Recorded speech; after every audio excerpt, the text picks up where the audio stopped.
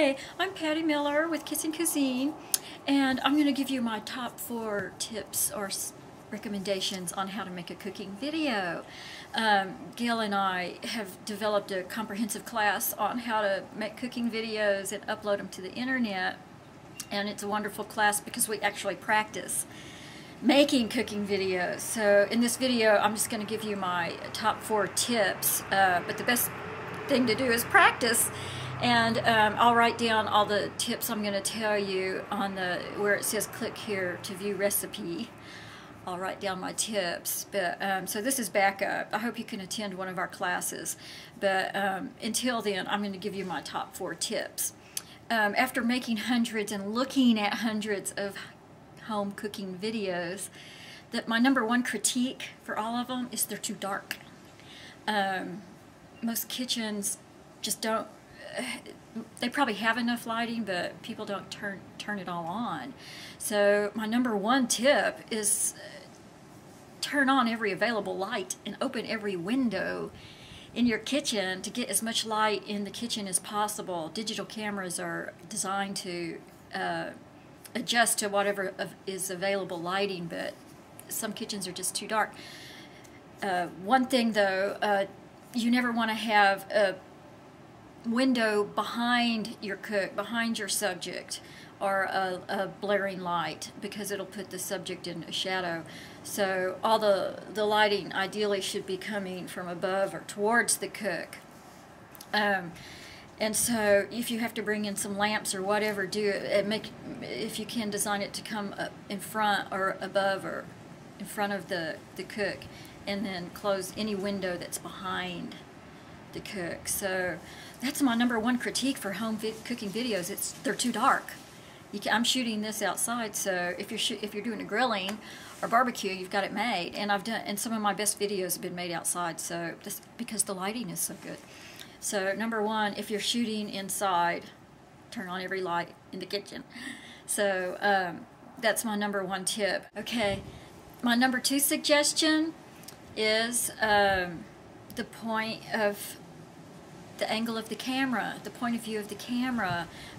Number 1, get a tripod. They're not expensive and they're worth every cent. It helps you position the camera wherever you want and keep it there, which is much better than handheld or trying to set it on a cabinet or whatever. The tripods are wonderful.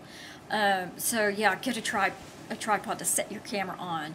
And then you want the camera ideally at a 45-degree angle facing the cook. And you want the cook facing the camera. If the kitchen doesn't have an island or a table and they're cooking on a countertop or at a stove, you need to get the camera a profile with the cook. You don't want you never want to turn your back to the camera or have the cook's back to the camera. So always have the camera facing directly at the cook, and ideally you want to position it so you see the food at the tabletop and the top of the cook's head. So you have to position the camera at a distance that you get that point of view from the tabletop, so you can see the food and the cook's head. So that's important. The camera should be as close to the cook as you can get it, because most microphones are in the camera. So you want to have the camera as close to the cook so we can hear them, but you don't want to have it so close that you can't see all the food and the cook's head. So that's important. Don't zoom in and out. That's why the tripod's so good, because it prevents you from moving the camera a lot. You don't want to move the camera a lot. I made that mistake starting out. I was zooming in and out, and it just makes the viewers seasick. So don't do that. On the end, if you want to zoom in on the final product or final recipe or something like that, that's fine. Or the cook's face, that's fine. But during the cooking video, don't zoom in and out a lot. It's distracting. So consider that. Just put the camera on a tripod and keep it there in the right place. Okay, my third suggestion is have a format for your video, story, or your recipe. Have a little, in other words, have an introduction, the cooking process, and a conclusion, an ending.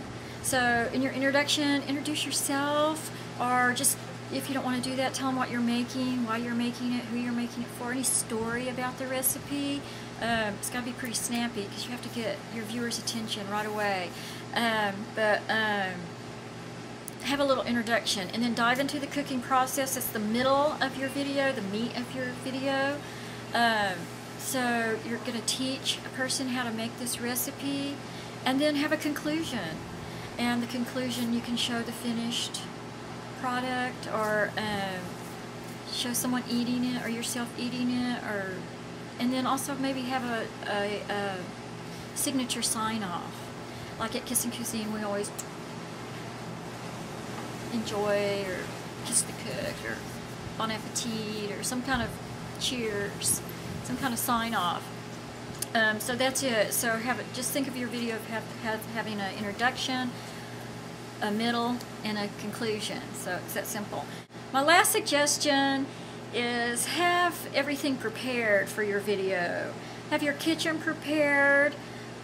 You may want to declutter it, but not completely. I've seen a lot of videos that look like they're being filmed in vacant houses. So leave some decoration out and put some flowers out and some interesting decorations. People like to see other people's kitchens. So have your kitchen neatly set up.